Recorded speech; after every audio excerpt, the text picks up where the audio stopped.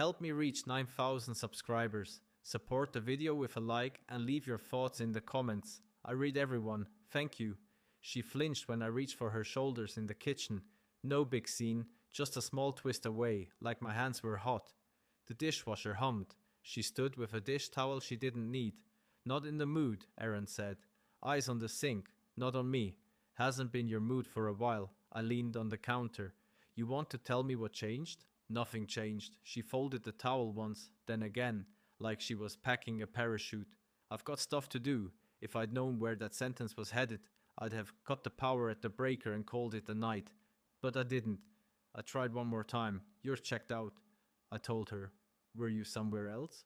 Which is it? Stop making everything heavy, Mark. She set the towel down like a period. Please. The only thing heavier than silence is silence that's trained to look like politeness. I let it sit between us. Then I made a choice. No more reaching for someone who's already halfway out the door. I didn't say it. I wrote it down inside and underlined it twice. Okay. I nodded.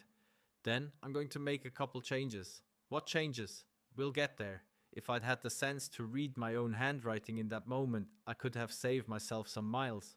But I'm stubborn when I believe in a thing. I believed in us right up until the afternoon.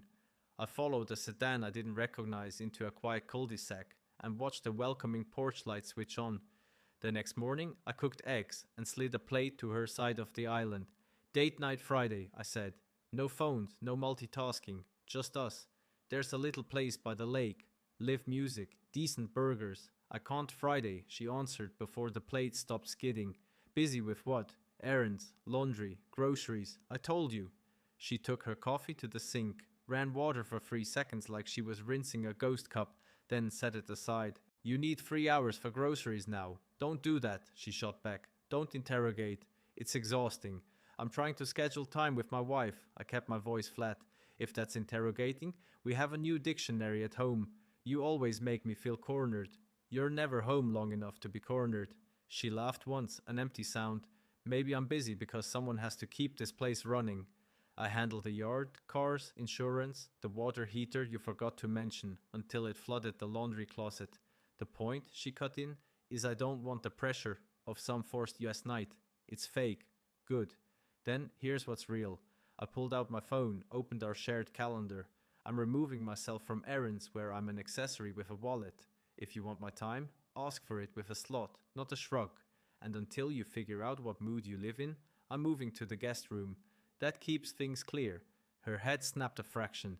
That's dramatic. It's organized. We've been pretending the couch divide is an accident. I'm making it a plan. Budget's getting split too. Your expenses, my expenses, shared list for the house. I'll email the spreadsheet at lunch. I don't need your spreadsheets. You do, when my name pays for the clutter. She stared at me like I poured her coffee over the sink instead of water. You're punishing me. No, I'm not putting skin in a game I'm not allowed to play. I gathered my keys. There's a cookout at Tom and Dana Saturday.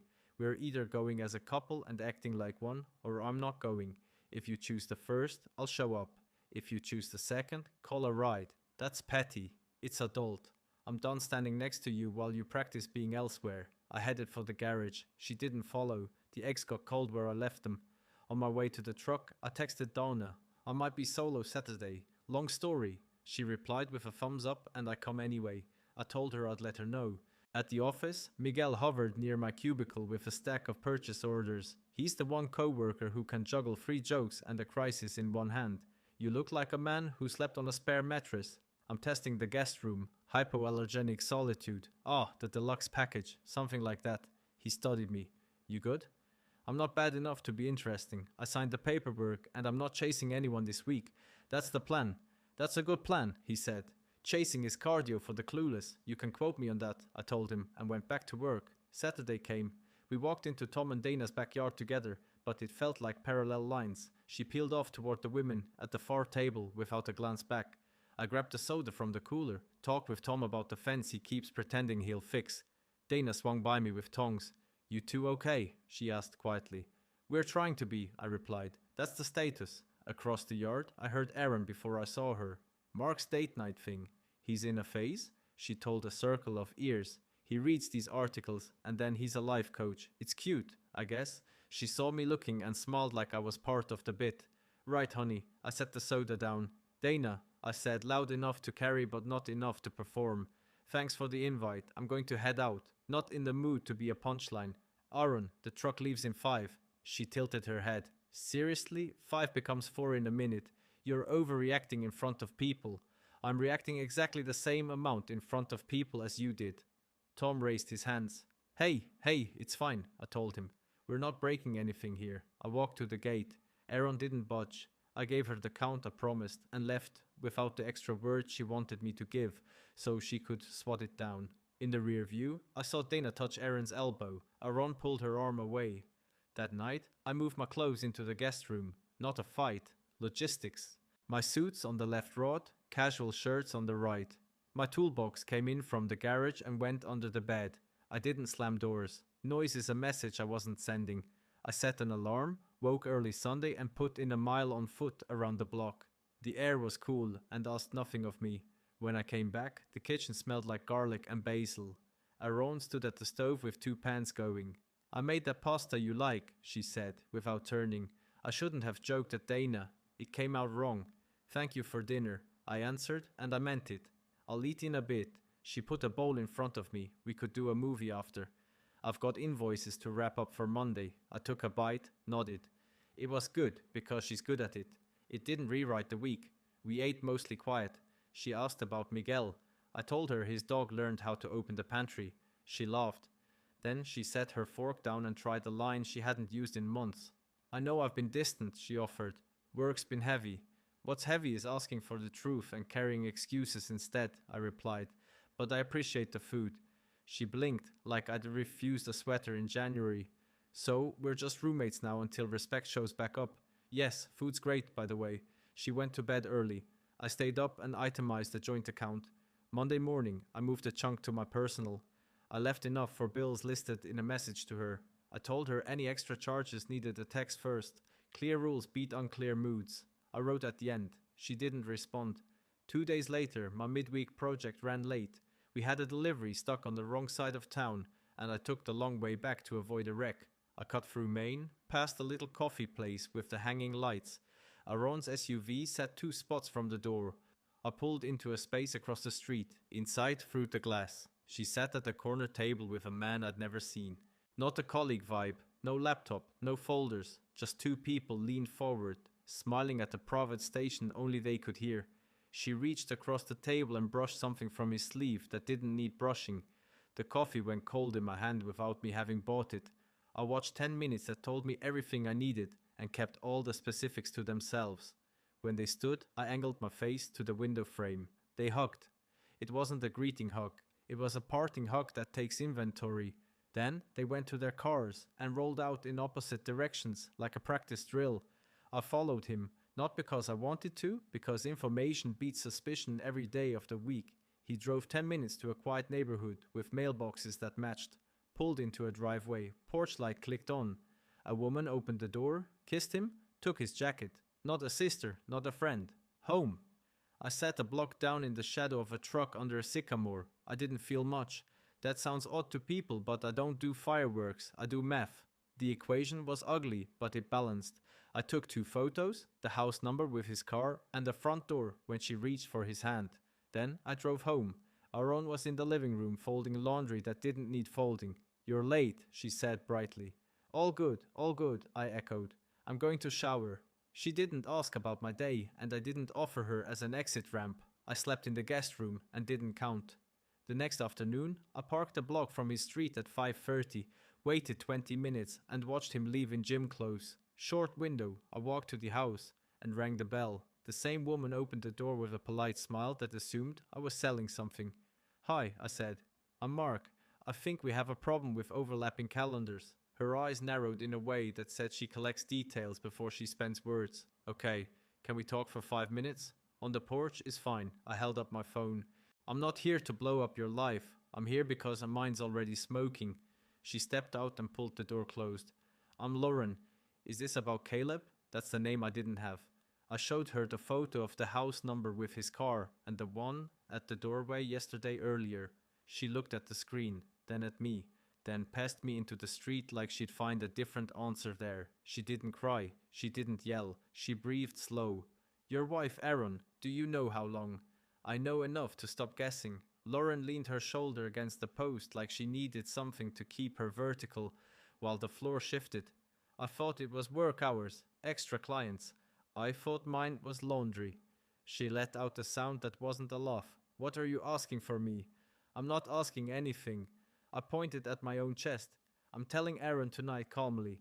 I'm giving her 30 minutes to pack essentials and go to her sister's for a while. Papers will follow. You don't need to be in the room for that.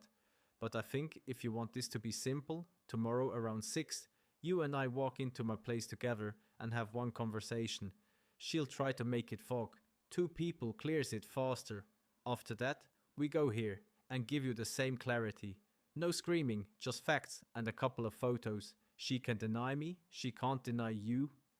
Lauren looked at the door behind her. He's trained me to wait until after the next weekend, after the next big thing at work. I don't wait, I said. Not anymore, you don't have to either, but you choose that yourself. How do I know you won't turn this into a spectacle? Because I'm not 13, and because quiet consequences hurt more. She studied me, then nodded once. Tomorrow at 6, she said, text me your address. She rattled it off and I sent a message with my name. She added a period to the end of my text with her thumb like the tiny dot gave it backbone. Lauren, I added. I'm sorry you're here. Me too, she said. But I'm glad you knocked. I left before Caleb came back. On the drive home, I rehearsed 2 sentences and threw away 10 others. At the red light, I looked in the mirror and told myself the truth. I didn't feel eager to win anything. I felt done losing. Aaron was on the couch, a sitcom laugh for both of us. I turned it off. I need you home tomorrow at 6, I told her. Why? Because I asked. You're being weird. I'm being clear. 6, she rolled her eyes. Fine, I slept hard. In the morning, she made coffee and slid a mug toward me like we hadn't said anything the night before. I was thinking we could try the burger place Friday, she offered lightly. I might have been rough about it last week. That's a good idea, I said. Let's see where we are after tonight. She reached across the island and touched my hand, thumb tracing a line she hadn't crossed in months. I miss us. I'll let the moment pass, then show up at 6. She pulled back like she touched a switch she didn't recognize. You really want to do this formal? I really want to do this clean. At 5:58 the next day, I opened the front door before Erin could ask why I was standing in the entry. Lauren walked in with a small notebook in her hand and a face that had already decided not to be broken. Erin froze in the hallway. Who is this? This is Lauren, I said. She's married to Caleb. Erin's face drained and then refilled with color like a bad TV signal. Are you kidding me? What are you doing in my house? Standing in the only honest spot you've left, Lauren answered, voice steady. Are you meeting my husband? That's insane, Aaron snapped. Mark, seriously? You bring strangers into our home to accuse me of. I raised a hand. You can throw dust or you can speak. Choose one. She glared at me, then at Lauren. You're confused. He helps me with a volunteer project. We meet at the cafe because it's convenient. And you touch his sleeve because charity? I asked. That's none of your... I held up my phone. Yesterday, you and Caleb Cafe on Main 430. The hug in the lot, the drive to his address. Door opens. Lauren caught the rest. Lauren opened her notebook and slid a printed photo across the console table. Her wedding picture. 2 smiling faces, younger by years, but unmistakably the same. Aaron's mouth worked through 3 denials, each smaller than the last. She tried to laugh, got halfway, let it drop. Okay, she said finally, like the word wait. What came next? It happened. Not a one-time stumble, Lauren said, tapping the table with her finger. You planned it. My guy has new grooming products and a gym schedule that doesn't add up. I know the shape of these things. Aaron's eyes flicked to me. We can fix this, she said quickly. You and me, we got lazy. What we got? I replied, is a new arrangement. You're going to pack a bag now and go stay with your sister. No theatrics, no speeches. I'll put together the paperwork tomorrow. Anything you need from the house, text me and I'll leave it on the porch. You can't just, I can, and I am. Lauren folded her arms. Not smug, just finished. Aaron looked between us, searching for the door that wasn't there. Then she tried the last tool in her drawer. She stepped close, put a hand on my chest, and softened her voice until it sounded like the first week we met. Mark, she breathed. I love you. I've been stressed. I need you. Don't end us over a bad face. I'll go to counseling. I'll do whatever. I asked you for weeks, I said quietly. I got sarcasm and sure lists. I drew a line. You stepped over it with a smile. I'm not punishing you. I'm enforcing the rules of my own house. You'll thank me later for not turning this into a circus. She was quiet a long time. Then the fight came back into her posture. Fine, she snapped. You want me out? I'll go take the blue suitcase. Sister's probably expecting a call. I opened the hall closet, set the case down, and stepped aside. Aaron marched past Lauren without a glance. She went upstairs. Drawers opened and closed. Hanger slid. 15 minutes later, she came down with a coat over her arm and a look that wanted to scorch the paint off the walls. At the door, she spun. You're going to regret this. I don't regret clean exits, I answered. Lock it behind you. She left. The click echoed in the entry like a stamp. I exhaled through my nose and looked at Lauren. You good? No, she said honestly, but I'm not falling apart either. Tomorrow, I said. We stop by your place. Same routine. She nodded. 6 again. 6. I walked her to the porch. The evening air didn't feel like anything. That was perfect. The next morning, Aaron texted a photo of her sister's guest room and a single sentence. I'll come by Friday for my things. I replied, list what you need. I'll leave boxes on the porch. She tried 2 more arguments by text, history, investments, the word we, and I didn't engage. At lunch, I stopped by the bank and formalized the separate accounts. I updated the utilities to my name only. Miguel saw the stack of papers on my desk and whistled low. You're not wasting time, he said. I'm done donating time to a fund that pays me in this respect. He grinned a little. That's a line. Keep it, I told him. I'm giving them away today. At 5:55, I parked 2 houses up from Lauren's place. The light in the front room was on. I knocked exactly at 6 go on.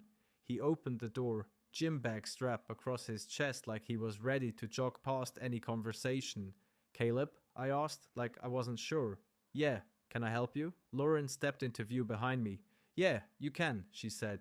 We're going to have a conversation without the usual fog. His face did the math in pieces. Me? Lauren? The time of day. The lack of smile. He went defensive. This is crazy. You can't just show up. I asked you questions for weeks, Lauren said, voice flat. You gave me bedtime stories. Now you're going to answer his. He tried to close the door. I put my hand on the edge without force. Just a reminder of physics. We're not here to fight. I told him we're here to align calendars. That doesn't even make sense, he snapped. I don't even know who you are. I'm the man married to Aaron Cafe on Main, 4:30 Monday. The hug in the lot. The drive home to your porch, where my camera is better than your schedule. He stared at me like I'd spoken in another language. You followed me. I verified. I corrected.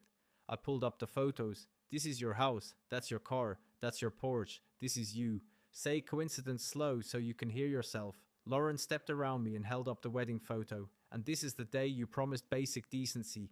Don't do that, he barked at her. Don't make it so simple. It is simple, she cut in. You're not special. You just thought nobody would put the facts in a room together. He looked past us into the living room, like the couch would rescue him. You two are blowing this out of the comfort zone you built. I finished. Here's what happens now. You and Aaron both take some space. We handle logistics like adults. No crossed wires. No middle of the night speeches. You want to talk about property or accounts. You talk to your wife. Mine is packing boxes. Lauren folded her arms. I want you out for a week, she told him. I need breathing room to decide what I want to keep. That isn't you. Take a bag. Leave the keys. You'll get a call when I'm ready to deal with the rest. You can't kick me out of my own. I can ask, she replied, and I can let the locks do the rest if you make it messy. He looked at me, hoping for a male solidarity he hadn't earned. You really okay with this guy showing up at our house? He threw at Lauren. You're siding with a stranger? He's not a stranger, she said. He's the only one in this entryway telling the truth. He swore under his breath. I didn't flinch. I don't escalate. I subtract. After a minute of pacing, he went upstairs, grabbed a duffel, and came down trying to make enough noise to feel like power. Lauren held out her hand without a word. He dropped the keys into her palm. The sound was small. He stopped in the doorway. You're making a mistake, he said to her. I made the mistake last year, she answered. This is the correction. He flicked a look at me. You think you win because you embarrass people? I win because I refuse to be embarrassed by the truth, I said. It's free, and it fits everyone. He left. The door closed behind him with a steady click. Lauren sagged for half a breath, then straightened and slid the keys onto the console like they were a file she'd already archived. Thank you, she said. Not soft, just sincere. I didn't do it for thanks. I rubbed a hand over my jaw. I did it because I still like sleeping at night. You want water? She asked. I've got a truck in a quiet house, I said. That's as hydrated as I get. She managed a half smile. If you ever want a hiking buddy who keeps the pace and doesn't ask the wrong questions, call me. I might take you up on that, I replied. When I got home, Erin's boxes were stacked by the front door with neat handwriting on top. Shoes, dresses, bathroom. She was efficient when a deadline forced it. I'll give her that. A note sat on the island. We could talk. I flipped it over, found nothing, and put it under the magnet on the side of the fridge where I'd park shopping lists. Then I changed the alarm code and sent her the temporary one that lasted 48 hours so she could finish the porch pickups. The next few days were strangely quiet in the way a room feels after you move a piano out. You realize how much it used to dominate the corners. I slept, I worked, I ate decent sandwiches over the sink because nobody insisted on plating them like a ceremony. Miguel came by my desk and set the coffee down. How's the land of clarity? He asked. Peaceful, I said aloud in my head sometimes, but peaceful. You going to sell the house? Not yet. I built shelves in the garage with my own hands. I get to enjoy them for a while. Erin tried one more play the next weekend. She came by at noon, sunshine bright, hair done like the early days, a pie in one hand. She let herself in with a temporary code and found me in the garage replacing a light. Hey, she said, like we'd never met. Thought I could bring dessert and we could talk like adults. We are adults, I answered from the ladder. That's why we're not pretending. She set the pie down on the workbench. We're throwing away a lot, Mark. Then stop tossing. I stepped down. This is the last open visit after today. Porch only. It's not personal. It's policy. A policy, she repeated, biting the word. You really love your rules. They love me back. She tried walking closer, fingers sliding along the workbench like she wanted to remind me of old projects, old afternoons. We had 10 years, she said. You really want to blow it all up over a few bad months. You had 10 years, I corrected. And you spent the last 6 months testing what you could get away with. You're smart. You already know the answer. If there's something you need from the house, text me by 5. She looked at me for a long time. I met her eyes and didn't blink. Eventually, she nodded like surrender dressed as dignity. You'll regret not forgiving, she said. I don't regret clarity, I answered. And I don't bargain for respect. She left a pie, which I gave to the neighbor kid who mows lawns like a business. Erin's car pulled away and didn't turn back. That was the last time she came inside. Papers moved at their own boring pace. I answered what needed answering and ignored invitations to rewind the story. Lauren texted me twice, a photo of a hiking trail, a link to a taco truck she swore by. We met a week later at the park. We didn't swap pain like trading cards. We walked 4 miles, talked about work, about houses, about how tired advice sounds when it comes from people who haven't had to use it. People keep telling me to fight for my marriage, she said as we crossed a small bridge. Like, I'm lazy for not going 12 rounds. Fighting isn't the same as keeping, I said. Sometimes the fight is you telling the referee you're done, letting someone hit below the belt. She nodded. You sound like someone who makes lists. I do.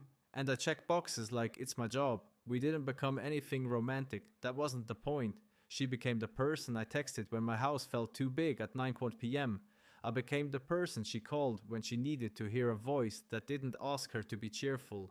We got good at making simple plans. A Saturday morning coffee, a Sunday walk, a quick dinner after work. Our schedules became predictable in ways you only appreciate when you've had chaos dressed up as spontaneity. By the time the documents were signed, I traded cable for a better set of wrenches, turned the guest room into a small office, and taught myself to cook 2 new meals that didn't taste like apology.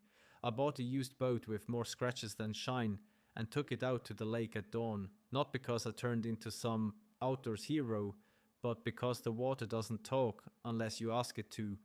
I heard through a neighbor that Erin moved into a small apartment across town. She kept it clean, got quiet, stayed off the holiday lists. Someone said she and Caleb didn't last past the second month of being out in the open without secret meetings to prop it up. Apparently, practical schedules expose a lot of fantasy. From what I know, and I don't know much, they're not a pair anymore. It barely registered. Comfort's easy when someone else pays for it. Once you are financing your own quiet, you start hearing the truth loud. As for me, my circle tightened and got better. Tom and Dana came by with folding chairs that first weekend.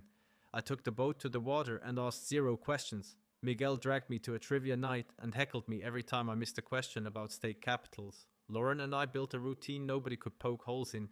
Real times, real arrivals, real goodbyes. We call each other friend without quotation marks. People find that suspicious. Let them. We're not in charge of their imaginations. Sometimes I think back to the kitchen, the dish towel, the first twist away. All the explanations in the world fit inside that recoil. I reached, she recoiled, and I kept reaching. That was on me. The last time I reached was to open my front door for someone who told the truth with me. That's the reach I'll keep. The night everything closed, Aaron sent a short message. I hope you're happy. I typed and erased a dozen lines, then answered with the only honest version. I'm at peace, I wrote. That's better. I don't miss the drama. I don't miss the game of translating silence into stories. I like waking up in a house where the calendar on the wall is mine, and every plan written on it shows up when it says it will. I cook what I want. I keep tools where I can find them. I go out on the water with Miguel or sit on the tailgate and watch the sky turn without pretending it means anything. I spend real time with people who earn it, including a woman who knocked on her own door with me and chose the truth. The last time Lauren and I hiked, she stopped at the top of a small overlook and pointed out at the lake. You ever think about the what ifs? She asked. I used to, I admitted. Now I think about the what nows. What's your what now today? Breakfast tacos, I said. And maybe a nap. She laughed easy. That's a strong plan. We headed down the trail. No grand speeches, no dramatic music. Just 2 adults who survived something and built something better out of the same hours everyone gets. My ex and her co-architect of chaos can sort out their comfort without me. If they still see each other, it's none of my business. And if they don't, it's even less. When people ask me if I do anything different, I tell them this. I'd stop reaching sooner. I'd start enforcing sooner. And I'd still open the door at 6 for the only kind of conversation that ever fixes anything. The one you come back with facts and finish with a clean exit. Aaron lost the one thing she'd been holding on to. Control of the room. I walked out of that room with my back straight and my hands empty. Feels right. Feels earned. And when I lock my door at night, the only person I'm trying to impress is the man brushing his teeth in my mirror. He's not a fan of speeches. He likes plans. He likes results. He sleeps fine.